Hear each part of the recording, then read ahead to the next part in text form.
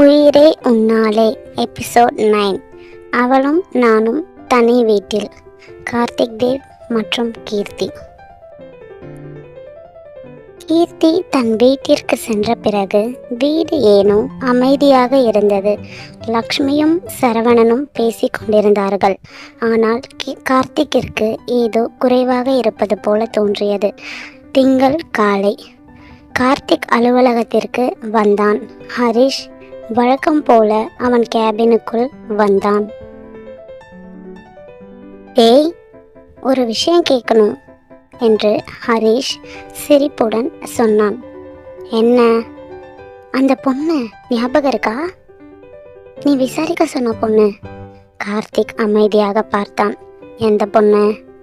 அடடா, கீர்த்திடா என்றான். கார்த்திக்கிற்கு ஏதோ தெரியாதது போல். கார்த்திக்கு தெரியும், ஆனாலும் தெரியாத மாதிரியே காட்டிக்கொண்டு அவன் சொல்வதை கேட்டான். பின்னர் கார்த்திக் ஒரு நொடி திகைத்தான். சொல்லு, ஏன் திடீரென விசாரிக்க சொன்ன என்று ஹரிஷ் கேட்டான். கார்த்திக் கொஞ்சம் சுற்றி பார்த்துவிட்டு, அவளுக்கும் எனக்கும் கல்யாணம் ஆயிடுச்சு. ஓஹோ, என்னது கல்யாணமா? டேய், என்ன சொன்ன இப்ப? கொஞ்சம் ஷாக் ஆயிட்டான் ஹரிஷ். பின் அதுக்கு தான் அன்னைக்கு அந்த பொண்ணை பற்றி இவ்வளோ டீட்டெயிலாக விசாரிக்க சொன்னியாடா என்று கார்த்திக் ரொம்ப ஷாக்காக கேட்டான். கல்யாணமே பண்ணிட்டியாடா என்று ஹரிஷ் அதிர்ச்சியாக கேட்டான். கார்த்திக் முகத்தை திருப்பி கொண்டான். என்று மட்டும் சொன்னான். டேய், நீ லவ் மேரேஜ் பண்ணுவான்னு நினச்சேன், இப்படி சீக்ரெட் மேரேஜ் பண்ணுவான்னு நான் நினைக்கலடா என்று கொஞ்சம் காமெடியாக சொல்லி சிரித்தான் ஹரிஷ். என்னதான் நீ சொல்லலைனாலும் கல்யாணம் ஆனதை என்கிட்ட இருந்து மறைச்சிருக்க கூடாதுடா. சரி, ரிப்போர்ட் வேணுமா? கீர்த்தியை பற்றி விசாரித்த ரிப்போர்ட். சரி சொல்லு என்றான் கார்த்திக். ஹரிஷ் ஃபைலை திறந்தான். கீர்த்தி அப்பா சுரேஷ் சிவில் பில்டிங் கான்ட்ராக்டர். சென்னையில் 2 வீடு, லேண்ட் 2 இருக்குது, ஊரில் ஒரு நிலம் இருக்குது. ஃபைனான்ஷியலி டீசெண்டான குடும்பம்தான். பெரிய பணக்காரங்க இல்லை, ஆனால் டீசெண்டான ஒரு குடும்பம்தான் என்றான். ஆனால் கஷ்டப்படுற ஒரு குடும்பம்னு சொல்ல முடியாது. கார்த்திக் அமைதியாக கேட்டுக்கொண்டிருந்தான். உன் லெவலுக்கு கம்பேர் பண்ணால் கொஞ்சம் கம்மி தான், ஆனால் காசுக்காக கல்யாணம் பண்ணுற குடும்பம் மாதிரி தெரியலடா நான் விசாரித்த வரைக்கும். குறிப்பாக கீர்த்தி அப்படிப்பட்ட பொண்ணு இல்லைன்னு நான் கண்டிப்பாக சொல்லுவேன் என்றான் ஹரிஷ். கார்த்திக் இதையெல்லாம் அமைதியாக கேட்டுக்கொண்டிருக்கிறான். காலேஜில் கூட நல்ல பெயர் இருக்குது. காலேஜில் இருக்கும் எல்லா லெக்சரர்ஸ்க்கும் பிடிச்ச ஒரு ஸ்டூடெண்ட் கீர்த்தி. ஈகோ கம்மி, ஆட்டிடியூடும் ரொம்பவே கம்மி, குடும்பத்து மேலே ரொம்ப ஒரு பாசம் இருக்க பொண்ணு. ஹரிஷ் சொன்ன ஒவ்வொரு விஷயமும் கார்த்திக்கின் மனதில் பதிந்து கொண்டே போனது. காசுக்காக கல்யாணம் பண்ணியிருப்பாளோ என்ற சந்தேகம் அவன் மனதில் இருந்தது. ஆனால் அது கொஞ்சம் கொஞ்சமாக இப்பொழுது ஹரிஷ் கூறுவதை கேட்டு உடைய ஆரம்பித்தது. சரிடா என்று மட்டும் சொல்லிவிட்டு ஃபைலை மூடினான். ஹரிஷ் சிரித்தான். டேய், என்னதான் கோபம் இருந்தாலும் உன் வைஃப் ரொம்ப டீசென்ட்டா, பார்த்துக்கோ என்று சொல்லிவிட்டு வெளியே சென்றான். கார்த்திக் மட்டும் அமைதியாக அமர்ந்திருந்தான். அவனுக்கு திடீரென ஏதோ ஞாபகம் வர அவன் முதல் நாள் இரவுதான் ஞாபகத்தில் வந்தது. டிவோர்ஸ் பேப்பர்ஸை யோசிக்காமல் சைன் போட்ட கீர்த்தி, காலை சாரி கேட்ட கீர்த்தி, தாலியை மறைத்து வைத்தாலும் மதித்து வைத்திருந்த கீர்த்தி, அவ உண்மையாவே காசுக்காக வரலையோ என்ற ஒரு எண்ணம் தானாகவே அவன் மனதில் தோன்றுகிறது. கீர்த்தியின் ஹரிஷ் பற்றி சொன்னது இவை அனைத்தும் அவனை யோசிக்க வைத்தது. முதன்முறையாக அவன் மனதில் ஒரு கேள்வி எழுந்தது. அந்த கேள்வியோடு கீர்த்தி மீதும் ஒரு சிறிய சாஃப்ட் கார்னரும் உருவாக ஆரம்பித்தது. அன்று இரவு சரவணனும் லக்ஷ்மியும் ஹாலில் அமர்ந்து பேசிக்கொண்டிருந்தனர். கீர்த்தியும் கார்த்திகையும் எப்படியாவது சேர்த்து வைக்க வேண்டும், அவர்கள் இயல்பான கணவன் மனைவியாக வாழ வேண்டும் என்பதற்காக யோசித்து கொண்டிருந்தார்கள். பின் பல யோசனைக்கு பிறகு லக்ஷ்மி ஒரு விஷயத்தை யோசித்தேன் என்று சரவணனிடம் சொன்னாள். என்னங்க, கீர்த்திக்கு காலேஜ் ரொம்ப தூரமாக இருக்குது, கார்த்திக்கும் ஆஃபீஸ் ரொம்ப தூரம்னு அவன் அடிக்கடி சொல்லிகிட்டே இருப்பான். தினமும் இவ்வளோ ட்ராவல் பண்ணுறது அவங்க 2 பேருக்குமே கஷ்டம் தானே. நம்ம ஏன் நம்ம அப்பார்ட்மெண்ட்டுக்கு அவங்கள ஷிஃப்ட் பண்ணக்கூடாது, நம்ம அப்பார்ட்மெண்ட்டும் காலியாக தானே இருக்கே என்று லக்ஷ்மி கூறினாள். அங்கே அவங்கள ஷிஃப்ட் பண்ணலாமே. சரவணன் முகம் மலர்ந்தது. அட ஆமால, லக்ஷ்மி கொடுத்த ஐடியாவை கேட்டு 2 பேரும் தனியாக இருந்தால் ஒருத்தரை ஒருத்தர் புரிஞ்சுக்கவும் ஒரு சான்ஸ் கிடைக்கும் என்று லக்ஷ்மி கூறினாள். நம்ம வீக்கெண்ட் போய் அவங்கள பார்த்துட்டு வரலாம், மற்றபடி அவங்க தனியாக இருக்கட்டும், அப்போ தான் அவங்களுக்குள்ள பேசிக்கக்கூடிய ஒரு சான்ஸ் கிடைக்கும். இது ஒரு நல்ல ஐடியா என்றார் சரவணன். நான் நாளைக்கு ஆளுங்கள்கிட்ட சொல்லி அப்பார்ட்மெண்ட்டை ரெடி பண்ண சொல்கிறேன் என்றார் சரவணன். உடனே லக்ஷ்மி, அப்போது நான் கமலாவிற்கு விஷயத்தை சொல்லிடுறேங்க என்றார். பின் லக்ஷ்மி கமலாவிற்கு அழைத்தார். ஹலோ கமலா, ஒரு விஷயம் சொல்லணும். அவர் முழு விஷயத்தையும், இப்படி கார்த்திக் கீர்த்தியை தனிமையில் வைக்க வேண்டும் என்ற அனைத்து விஷயத்தையும் கமலாவிடம் கூறிவிட்டார். கமலாவிற்கும் அந்த யோசனை சரியாகப்பட்டது. பின் அது அவருக்கு பிடித்தும் இருந்தது. சரிக்கா, நான் கீர்த்தி கிட்ட பேசுகிறேன்க்கா என்றார். அதே நேரம் அவருக்கும் கீர்த்தியும் மாப்பிள்ளையும் தனியாக இருக்கணும், கீர்த்திக்கு நல்ல வாழ்க்கையும் அமையணுங்கிற எண்ணமும் இருந்ததுனால யோசிக்காமல் கீர்த்தியிடம் பேச ஸ்டார்ட் பண்ணிவிட்டார். கீர்த்தி வீட்டில். காலேஜ் முடிந்து வீட்டிற்கு வந்திருந்தாள் கீர்த்தி. கமலா காஃபியுடன் அறைக்குள் நுழைந்தார்.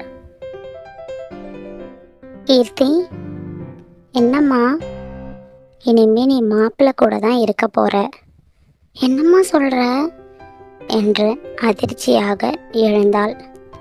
ஆமாம், மாப்பிள்ளையோட அப்பார்ட்மெண்ட் சென்னையில் ஒன்று இருக்கான், அங்கே தான் நீ இருக்க போகிற அப்படின்னு கமலா லக்ஷ்மி சொன்ன அனைத்து விஷயத்தையும் கீர்த்தியிடம் கூறிவிட்டார். அங்கே நீங்களே இருவரும் தங்க போகிறீங்க, நீயும் மாப்பிள்ளையும் மட்டும்தான், நாங்கள் அடிக்கடி வந்து உங்களை பார்த்துப்போம்.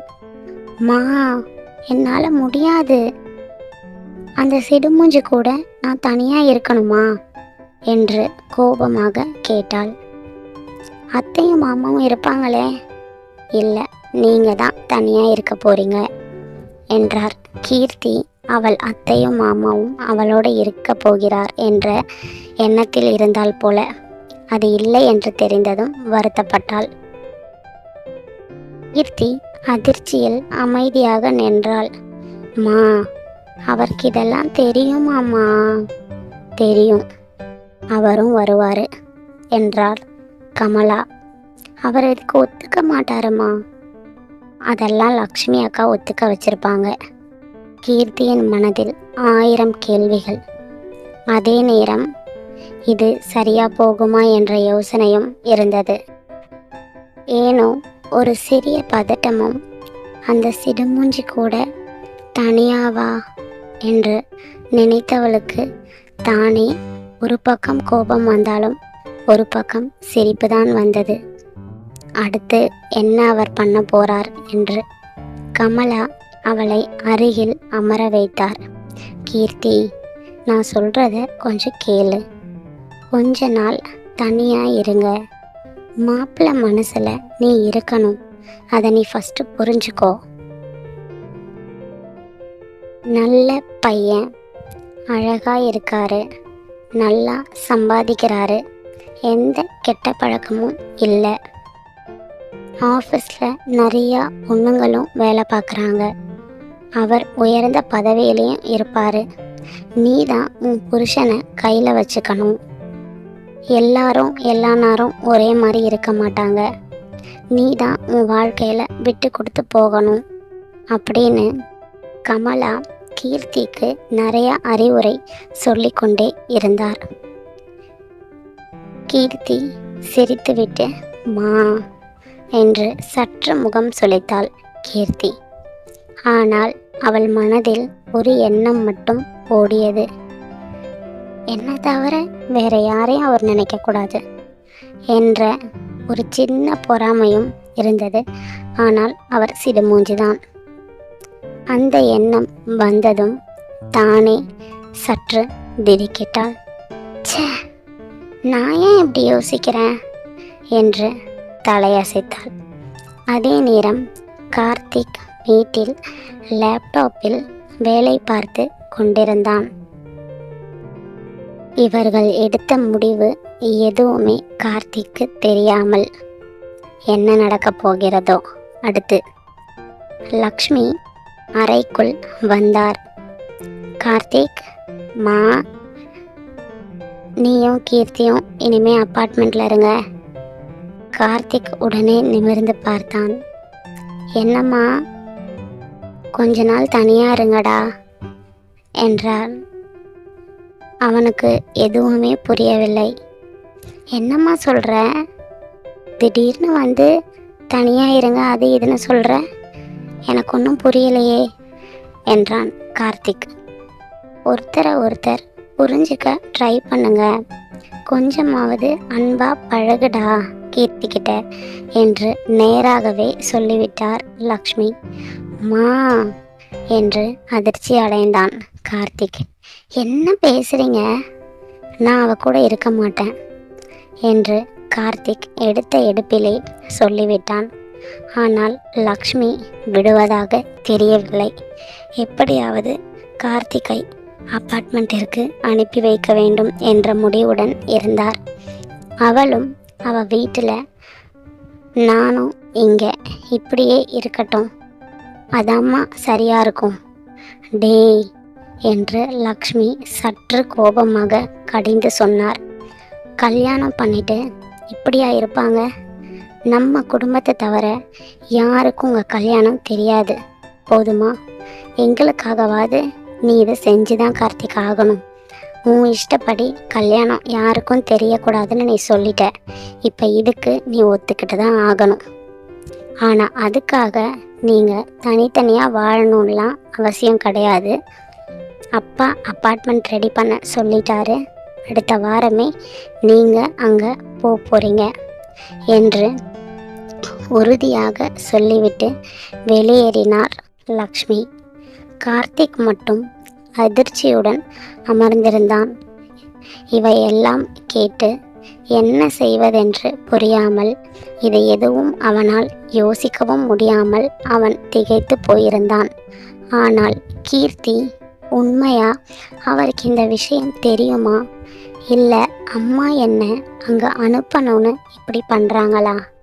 அடுத்த நாள் காலை முதல் காலேஜில் கூட கீர்த்தி இது சரியாக வருமா, அவர் கூட எப்படி நான் இருப்பேன் என்று யோசனையில் மூழ்கியே இருந்தாள்.